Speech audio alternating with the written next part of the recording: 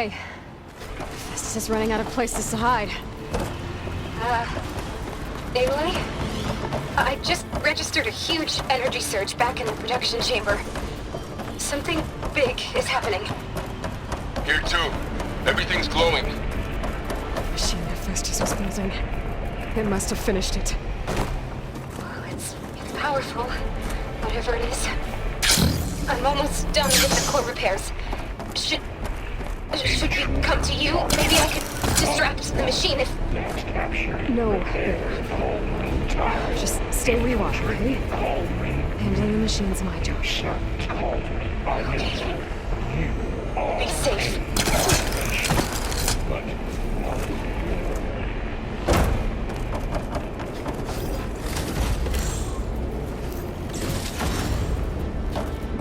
Your interference will be terminated. Get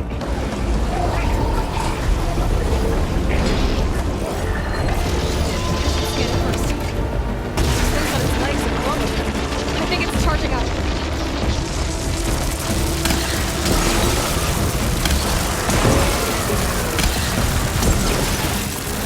I'm out.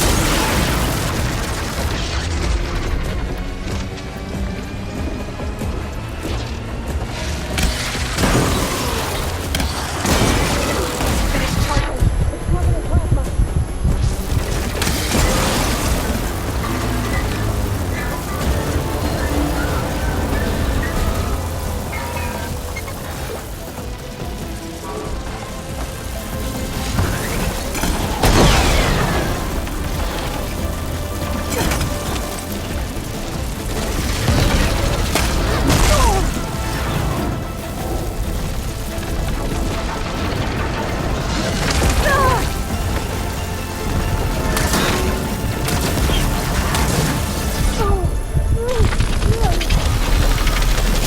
He got plasma on me. It's gonna explode any second.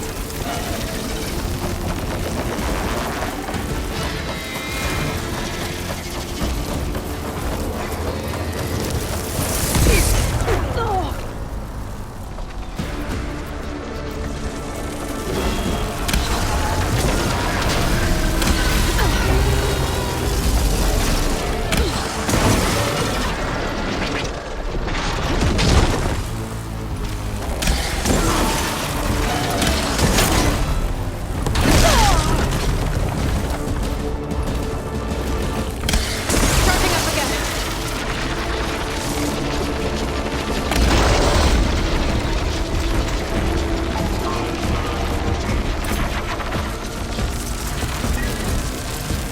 Right, next.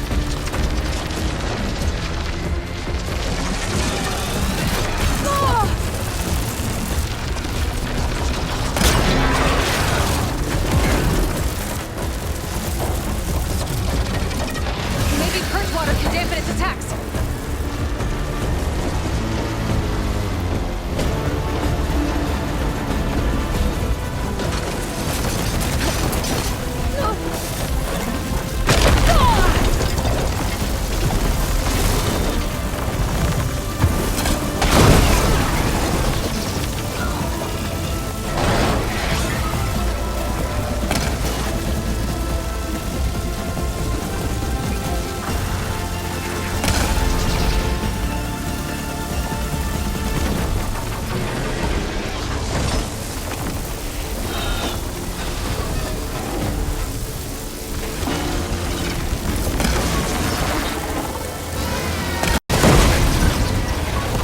It's done.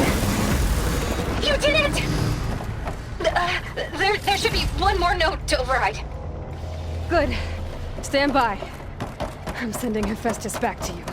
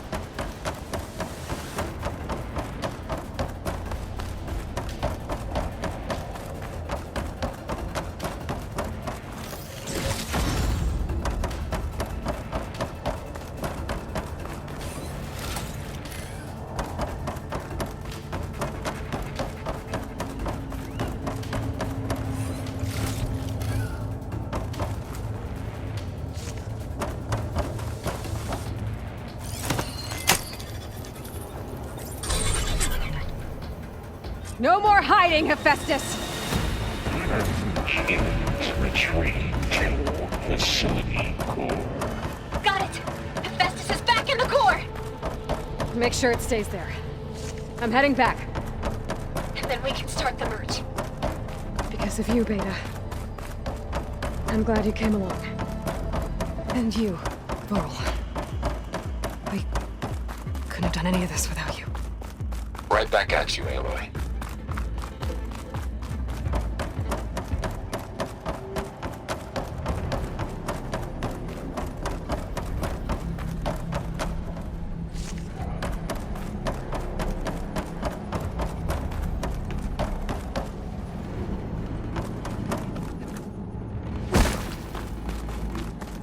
Aloy, the bypass is done. The core is stable. Hephaestus is 100% contained. Now we better get started with the merge. It's all set up. GAIA, establish the link, please. Done.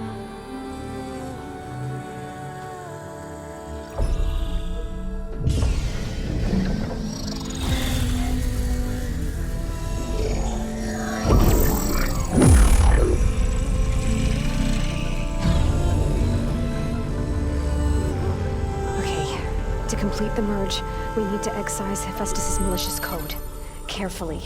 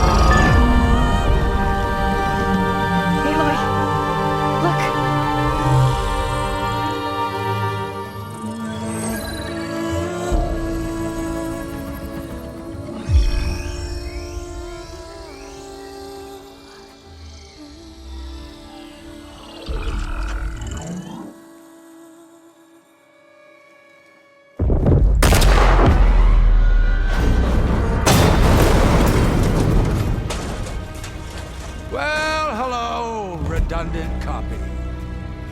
You cost us quite a lot of time.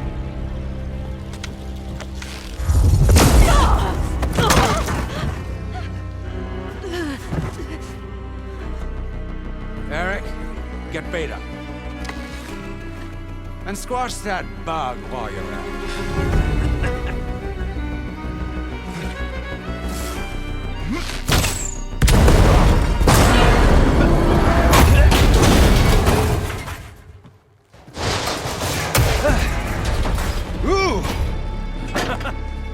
Get behind me.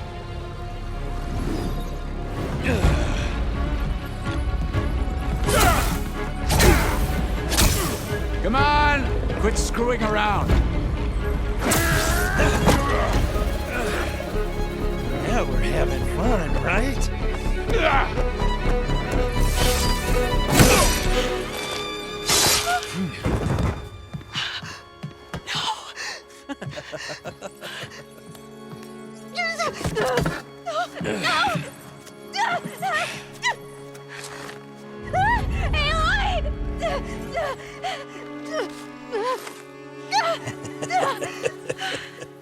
Finally. Tilda, get GAIA and Hephaestus ready for transport. Tilda! I failed. Hush. All is not lost. Tilda! What the hell are you doing? Stop her! I can't even see her!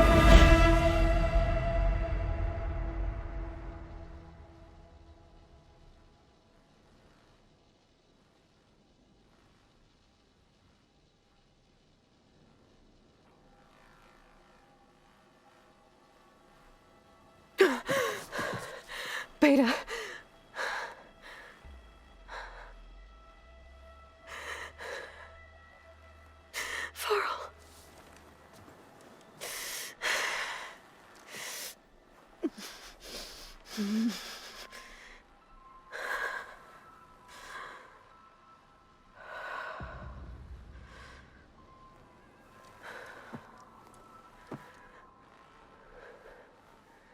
Where am I? Ah, you're awake. You took quite a hit when Gerard attacked you. I imagine you must still be in a great deal of pain. I can assure you that we are safe. The others can't detect us here. You mean the other Zeniths? You must be Tilda. I wasn't sure if Beta would have told you about me. Where is she? Alive. And while she isn't where she wants to be, not in urgent danger. We must discuss how to get her back, of course, after you've shaken off the cobwebs. When you're ready, take the stairs down the hall and come see me. In the meantime, I'll make breakfast. Breakfast. Okay.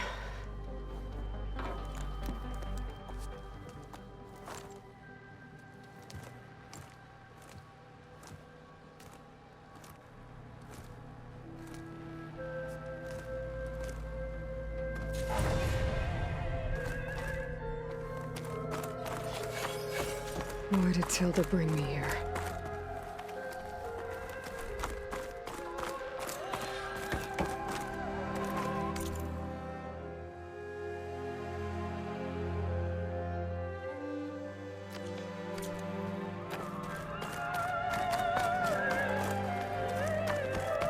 What was all this for? Some kind of survival bunker? What is this? Just a few favorites from my collection. Rescued and stored here just before I went off-world. Take a look, if you like. I'm curious to hear your impressions. My friend is dead. Beta and GAIA are gone, and you want me to look at old paintings? Don't be so quick to dismiss the comfort we can find in art, or the insight we might gain. My favorite pairing on the left is Woman Reading a Letter by Vermeer, a true master. And on the right is a forgery, Woman Reading Music, which fooled experts into believing it was a priceless original. Early in my career, I became fascinated with such deceptions. Eventually, I developed scanning software that could detect fakes with unparalleled accuracy. Is that how you made enough money to buy your way onto the Odyssey? Oh no. I made my real fortune later. Why do you keep the forgery? I've always enjoyed studying the two side by side. Both painters capture light, color, and perspective. But what makes one a masterpiece and the other simply an imitation? The forgery looks... sharper? Good eye. The details are crisp. The contrast bold. It tells us more, and yet we feel less. What's in the letter? Who can say? What does the painting tell you? She's... concerned? Whatever's written in the letter troubles her. A burden she can't put down. Fascinating. Why go through so much effort to make a fake masterpiece? The forger initially painted under his own name, but found little success. His work was considered unremarkable. But when he took on the guise of Vermeer, suddenly it was celebrated as extraordinary. But it was a lie. And he knew it. Sometimes we struggle to glean what is real and imagined, even within ourselves. The irony of these two is that Vermeer died in obscurity. He had no idea his work would become some of the most precious, most copied, most preserved pieces in all history.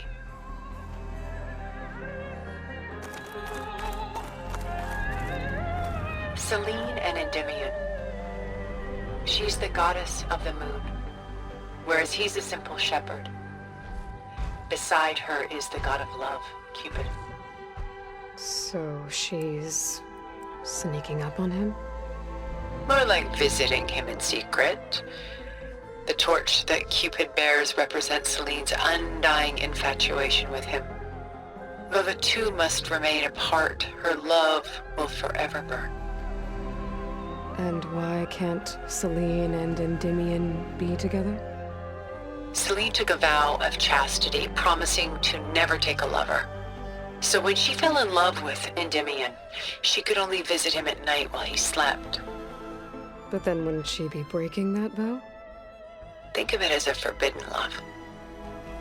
Though circumstance keeps them apart, still they find a way to come together, however briefly. Aren't Celine and Endymion cold? Perhaps we should move on to another piece. Shall we move on? This is Rembrandt painting Jeremiah, a man in mourning. Mourning what? His home. The ancient city of Jerusalem. He foresaw its impending doom, but could do nothing to prevent it. So instead, he saved its treasures from destruction, just as I saved these works. You could say we're kindred spirits. About Jeremiah. If he knew his home would be destroyed, why didn't he save the people? Why save those relics? He tried, but no one would listen to his warning, so he saved what he could. But how did he know? He was a prophet. He saw an army invade and destroy the city in a vision. So it's more like he calculated which side would win a battle. What matters is that he was right in the end. If not for him, all those wonders would have been lost forever. At least this way, some part of his world survived. You know what I like the most about this piece? Even though he's the sole survivor, his home in ruins, left with only the remnants of his world. The light keeps the shadows at bay. There's still hope. Precisely. Take as long as you like.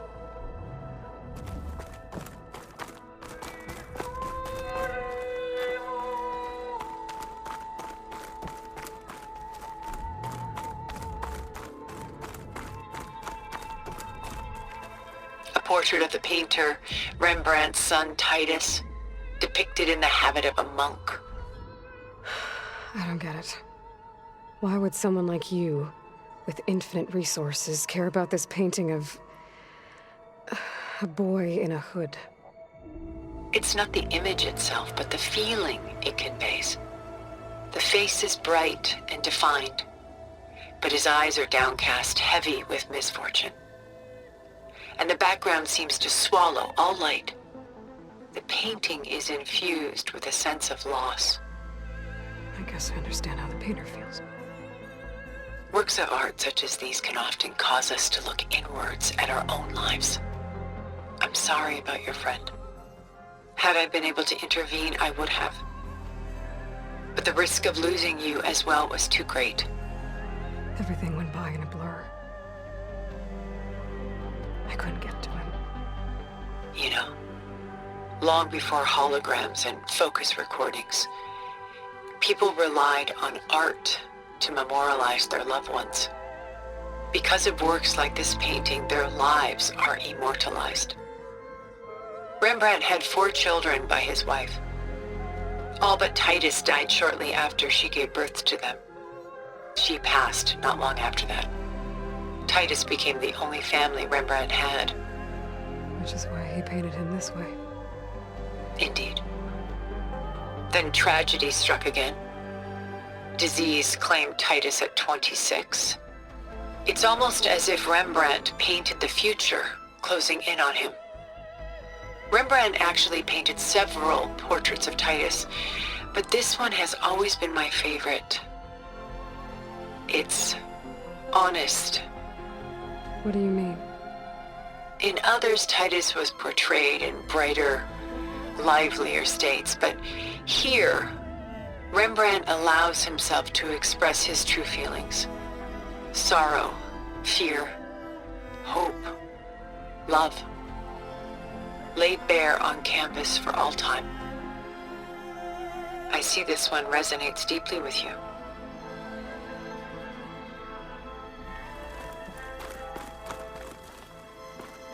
Rembrandt's The Night Watch, by far the most famous painting my homeland ever produced. It was commissioned to honor a militia made up of influential citizens. I guess you must have been an influential citizen. In my day. But not as influential as you've been in this new world. The militia. They look disorganized. Where others painted such scenes in a stiff and stationary manner, Rembrandt chose to show them in action, preparing to march. He wanted them to feel alive. You can almost hear the commotion. Who's the girl in the painting? She's a strange one, isn't she? Bathed in light, though no one is paying attention to her. Many believe she's a symbol of the militia. A physical manifestation of their spirit, if you will. But she's not real? What's real in a painting? She's meant to represent the militia's virtue and victory. But I like to think they underestimate her. She looks as if she's seen something. What does she know? What secrets does she keep? There's so much detail to take in, isn't there?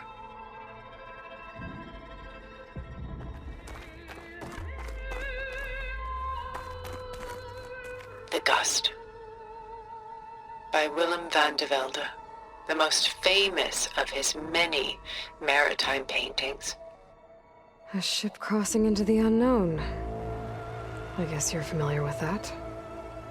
Indeed, which is why I appreciate this composition in particular. Though waves and wind threaten to destroy the ship, it perseveres, clinging to the light even as darkness closes in all around it. Where is the ship going? To a faraway land, most likely. My ancestors used ships like these to explore the world, sometimes at great cost. What were they looking for? Anything of value. They were traders willing to face unknown dangers to make their fortunes. But no matter how far they went, they always turned their sails home. So this Van de Velde only painted ships? It was his specialty. Following in the footsteps of his father, Willem the Elder. The two had quite a journey of their own, taking them all the way to the court of a foreign kingdom. Did they ever come home? No, but eventually their lives worked it. Take your time.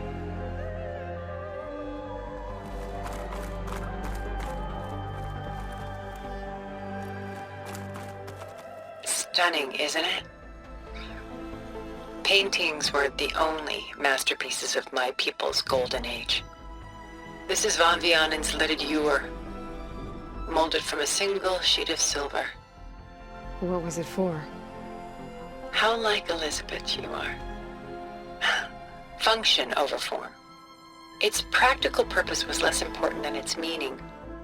Van Vianen created it in honor of his late brother, who himself was a famous silversmith. A memorial?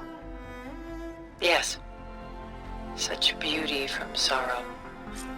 If this ewer was a memorial, how did you end up with it?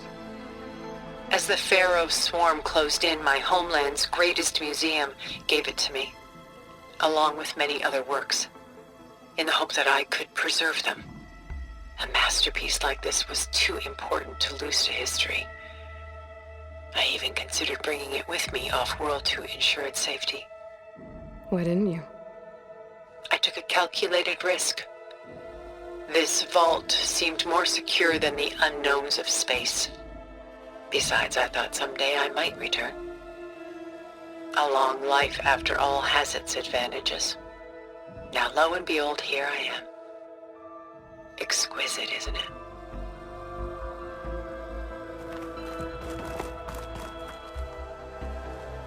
A lot of weight on his shoulders. I don't feel it. I should move on. She's pulling out her own hair. Madness out of grief. It's hard to watch her suffer.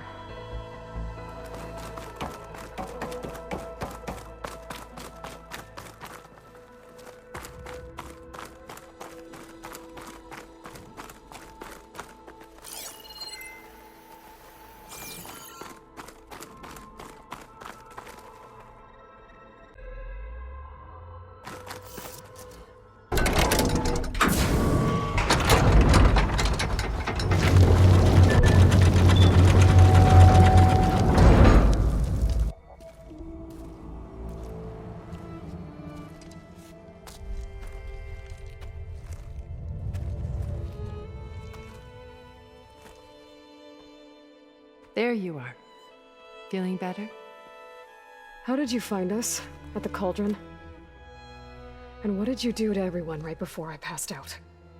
All business, I see. Well, suffice it to say we were keeping a very close eye on Hephaestus, knowing we would need it at some point.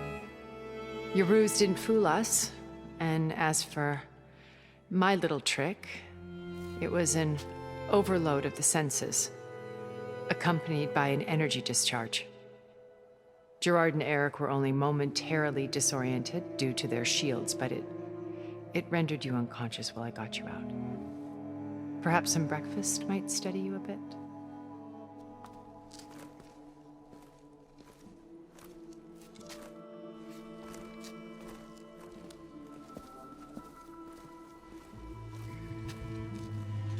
This was your house.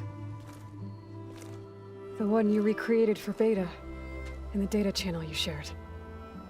How perceptive of you. Please, this way. After everything your people have done, you think I'm just gonna sit down and have a chat with you? They're not my people. They never were, and especially not now. You shot off into space with them, and lived with them for 1,000 years before coming back. So what made you suddenly turn on them? Quite simply, this. My old focus. You repaired it? But that means you've seen Incredible things. What you've accomplished in 2 decades of life.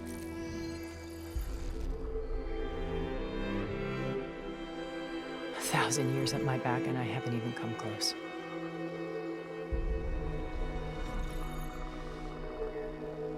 I'm sorry if I invaded your privacy, but I had to. In order to understand.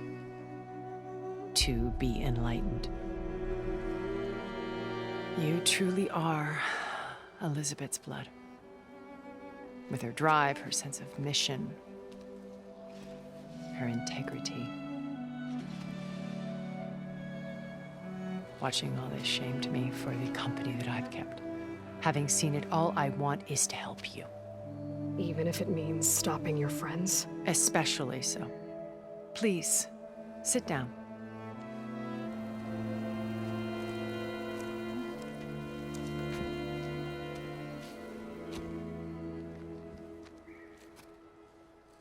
There. That's better. Now, we must recover Beta and Gaia at all costs. By now, you must know that Gerard intends to use Gaia to reboot the Earth's biosphere. Remaking this world to specifications that would only suit us immortals. This process will kill every living thing on the planet. He calls it a clean install. Not if I stop him first. Not if we do. And once he and the others are gone, we can work together to fulfill Elizabeth's dream. I'm sure Beta told you that there's a build of the Apollo database on board our ship. A complete collection of human knowledge. With that and Gaia, We could do everything Elizabeth wanted. Heal the biosphere, educate the people of this world, uplift them. Create the world she imagined. Let's not get ahead of ourselves. From what I've seen, your friends are invincible. I do wish you would stop calling them my friends. And they're not invincible. In fact, a friend of yours has found a way to defeat them. Silence. Oh, he's been a busy bee, building an army powerful enough to crash through Gerard's precious base. Regala and her rebels. Even now, she's preparing a final march on the Tenakth capital. When she wins, she'll have the entire tribe under her control. Hundreds of warriors and machines to throw at the base. She's been duped. They'll all perish, of course. But it should be enough to break Gerard's defenses and allow Silence to kill him. Along with all the others. Using the new weapon he's developed. Yes, he's found a way to circumvent our shields. Truly an exceptional man. He's planned for everything. Except you and me. You see, while his army is battering down Gerard's doors, you and I will sneak in through a back way. One that only I know about. While Silence and my friends are busy battling each other, we'll take back Beta and GAIA. I told you I want to help you. I mean it.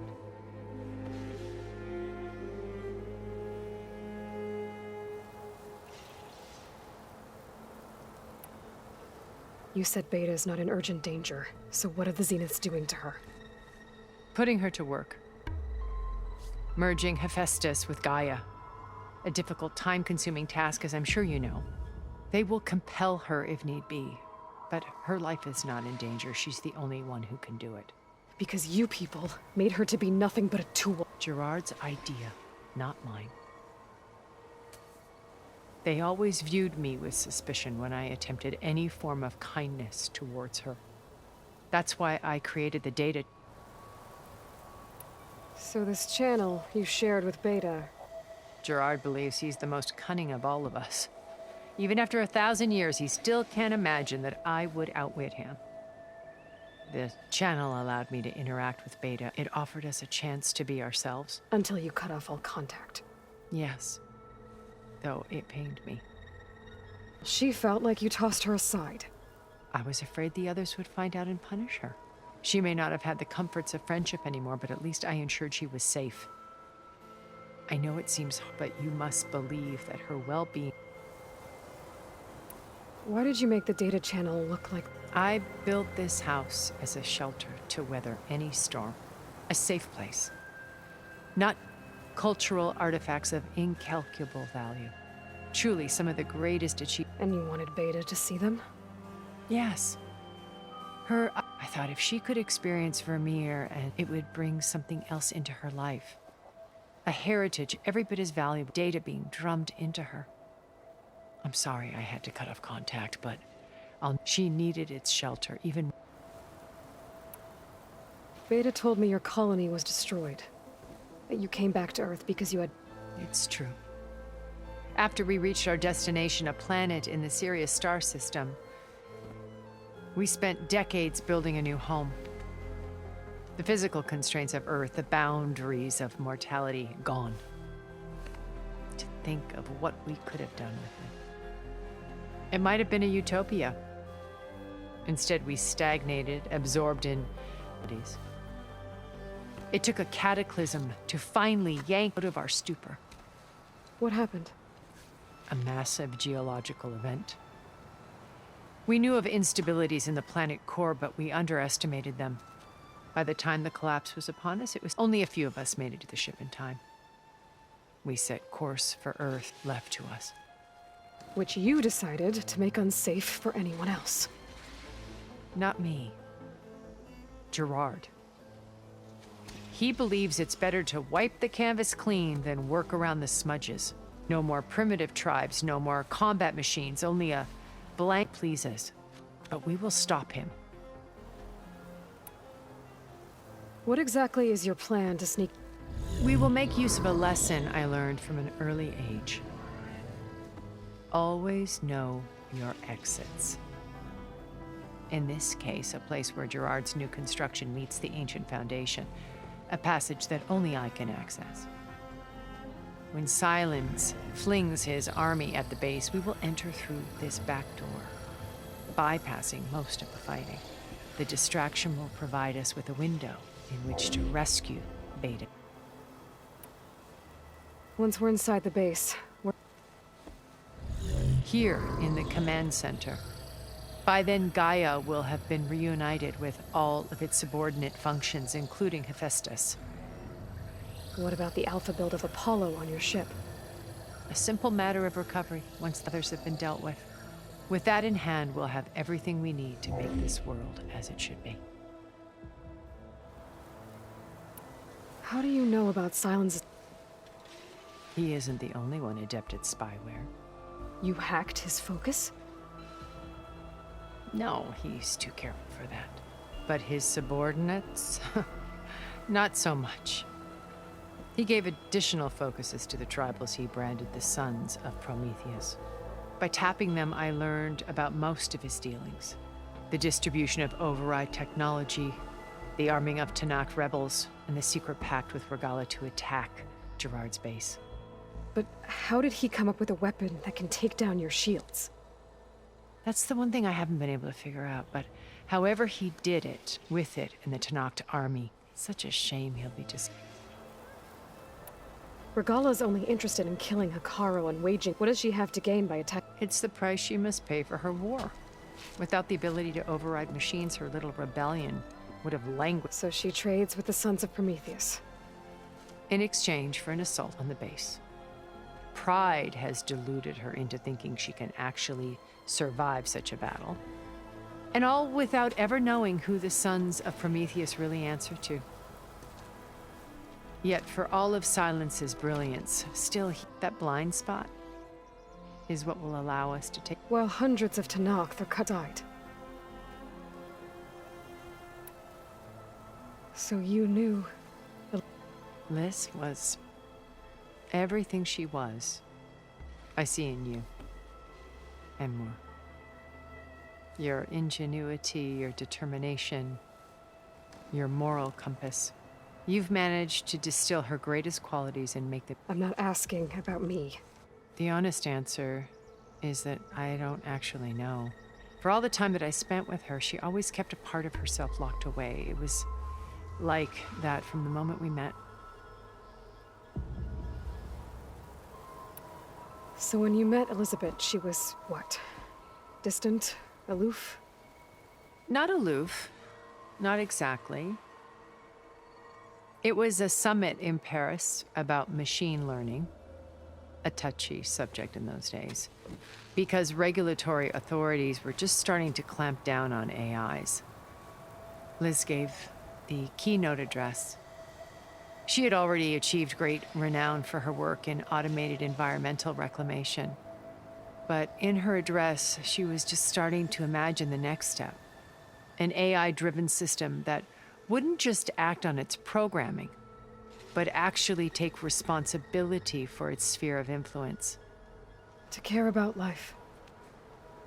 Not just follow orders. Revolutionary stuff. I was fascinated. I watched her after her talk. She had spoken with such moral authority, such empathy.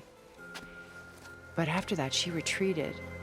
I could tell she felt uncomfortable with all of her admirers. It was as if giving the talk had cost her something. I didn't want to be a pest, so I planned my approach carefully. So how did you finally approach? I picked the right moment. The morning of the next day, right as she came back to the conference, she had just had her coffee.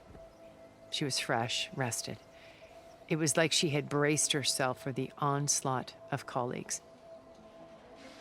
I asked if I could walk with her, then put forth a question about her talk that I thought was intelligent. Her answer made me realize it wasn't, but she was very welcoming. Almost as if we were previously acquainted. It was only halfway through the conversation that I realized she knew exactly who I was. It was quite a shock to me. My business was trafficking in secrets, and I took great pains to protect my anonymity. So that was Liz, perpetually one step ahead. I came to view our meeting as a metaphor. She always seemed to know me. I knew her. I guess I know the feeling.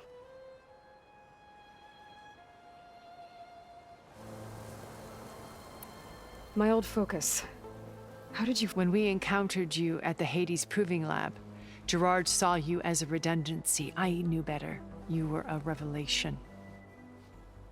After your dramatic escape, bravo, by the way. Gerard and Eric assumed you were dead and gave up the hunt. When the others were busy, I returned to the lab and searched. That's when I found this little treasure. Not easy to repair, but certainly worth the effort. As I watched your life unfold, you were like a splash of color on a worn canvas. Did you show it to the others? Of course not. It was your action. It's worth noting that if I hadn't found it, I wouldn't have known to save you at the cauldron. So I should be grateful? If you like.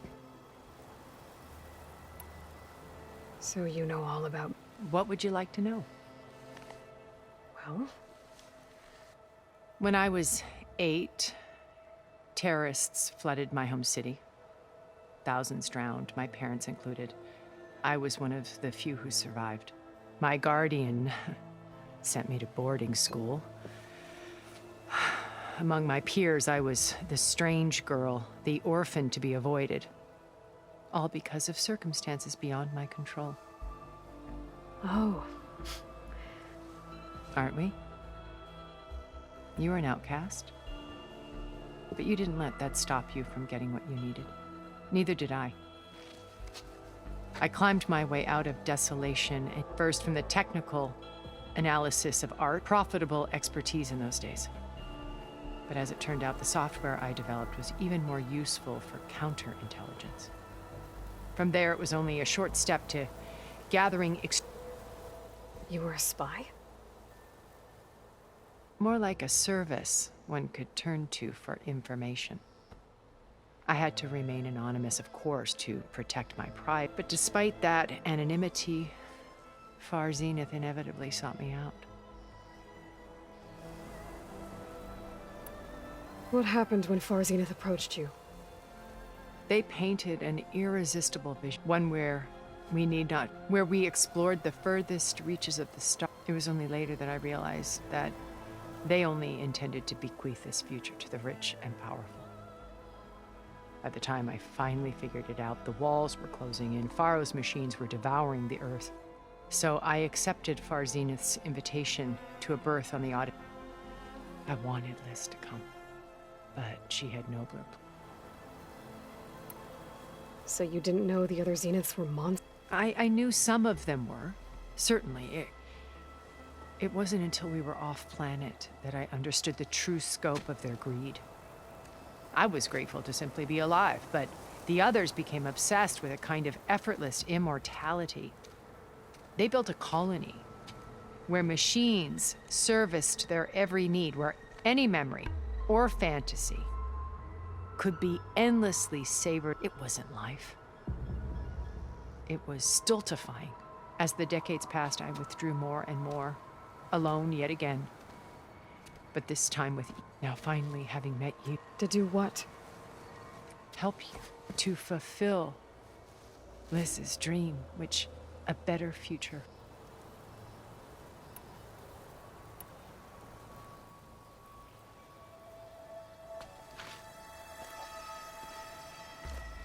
First Varl. Now Hikaru and the Tenakth. Your plan would wipe out an entire tribe. There has to be another way. We are in an admittedly desperate situation, but I assure you there isn't. Remember Zero Dawn. Elizabeth's sacrifice. Sometimes many have to die for a new world to grow. If it looks impossible, look deeper. Wait. The data channel. It still exists, doesn't it? I need you to open it. Let me talk to Beta. Impossible. We might be detected. It's worth the risk. There is another way, one where the Tenakth survive. But we won't. If the others... If you want to help, open it.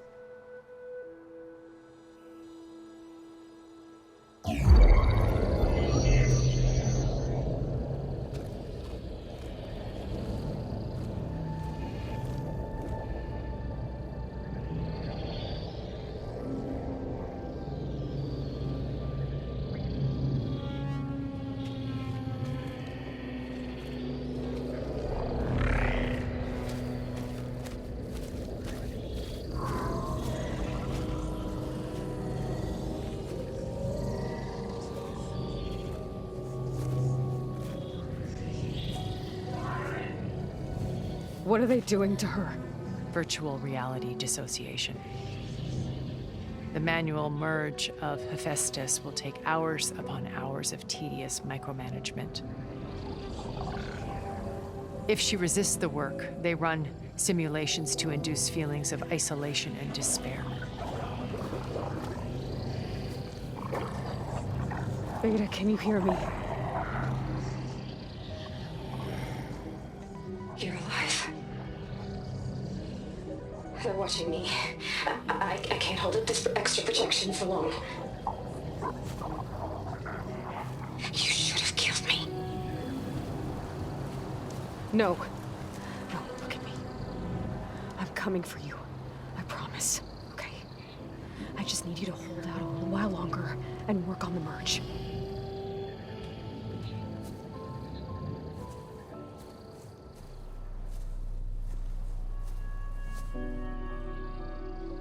Then I think it can be done. I'll contact again when it's time. Can you hold on? As long as I know you're coming for me, I can endure anything.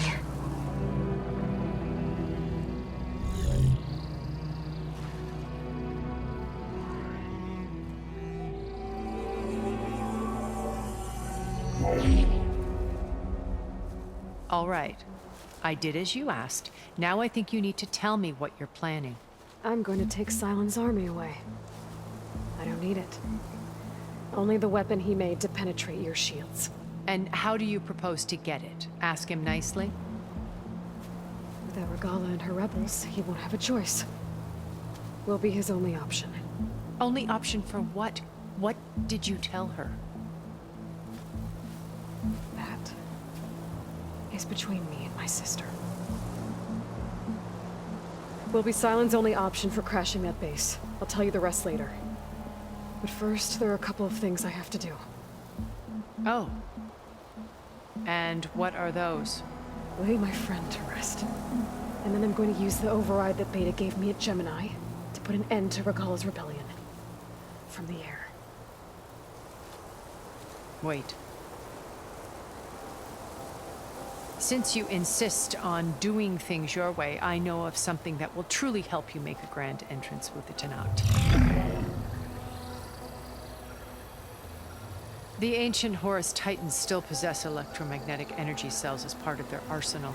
Drop one of those on Regala's army and they'll receive quite a surprise.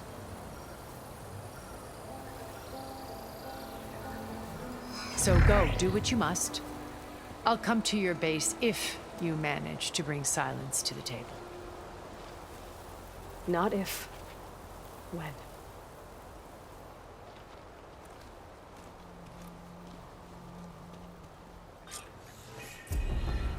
Erend, are you there? Aloy! Aloy, is that really you? Yeah, it's me. Where's everyone else? We're all... we're back at base. What happened? It might be easier to explain in person. I'll try to join you there when I can. Okay. We'll wait here for you. It's good to hear your voice, Aloy.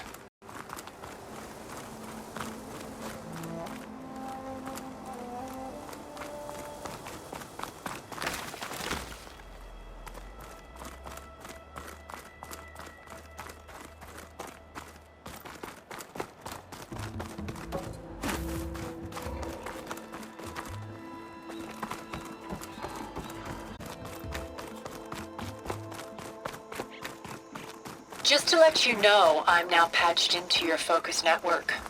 Great. I take it the other Zeniths can't hear us? Of course not. And they don't know about your base either, in case you were wondering. I've sent you data on the Horus energy cells you can use against Regala's forces. Reach out to me when you're ready to acquire one. Understood.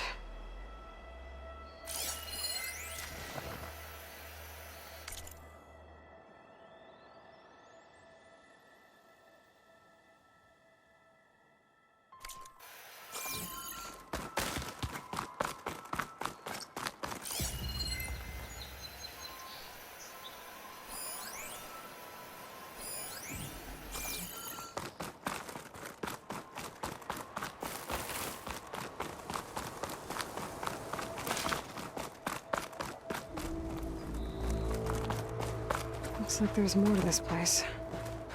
I'm sure Tilda won't mind me poking around. How to get through these vines?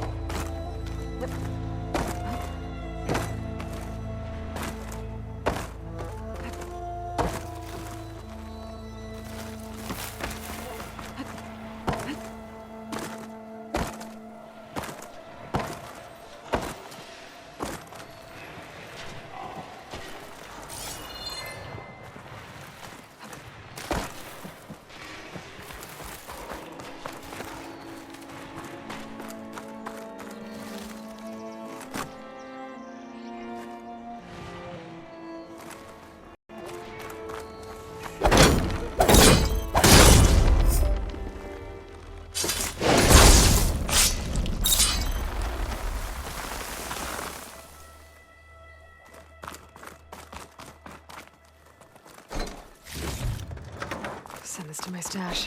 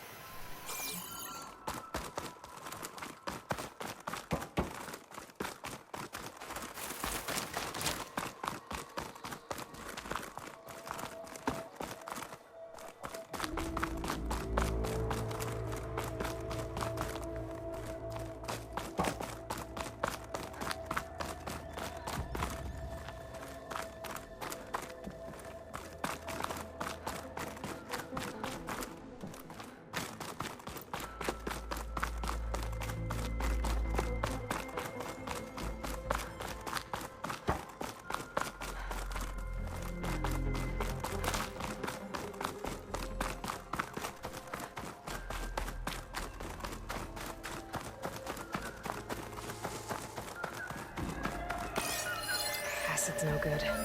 Figure someone else out.